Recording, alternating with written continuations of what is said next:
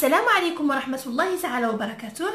اليوم إن شاء الله سأقدم لكم أحبتي وصفة رائعة جدا جدا في علاج السعال مهما كانت حدته، وأيضا هذه الوصفة تنقي الصدر وتصفيه. أول مكونات على بركة الله هو القرنفل أو المسمار كما ترون معي.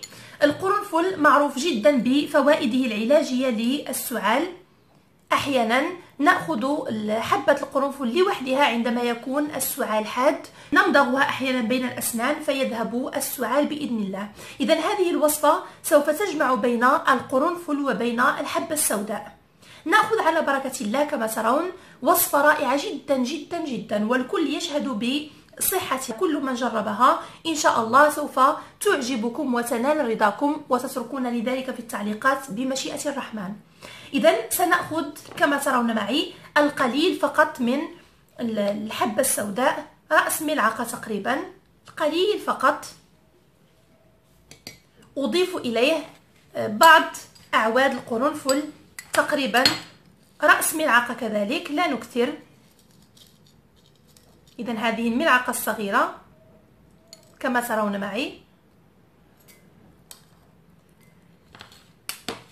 أخذ هذه المكونات وأملأ عليها الكأس بالماء وأغلقه بإحكام.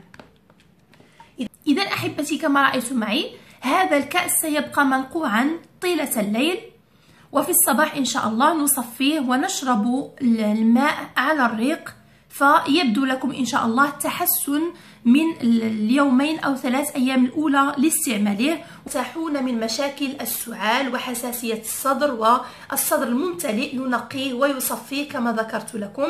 إن شاء الله مع المداومة ترتاحون نهائيا من هذه المشاكل دون الحاجة إلى أدوية وإلى أطباء. أتمنى أحبتي أن يعجبكم فيديو اليوم. إذا أعجبكم لا تنسوا كالعادة الاشتراك بالقناة والإعجاب ومشاركة الفيديو مع الأصدقاء والأحباب لتعم الفائدة بإذن الله. ودمتم في أمان الله، والسلام عليكم.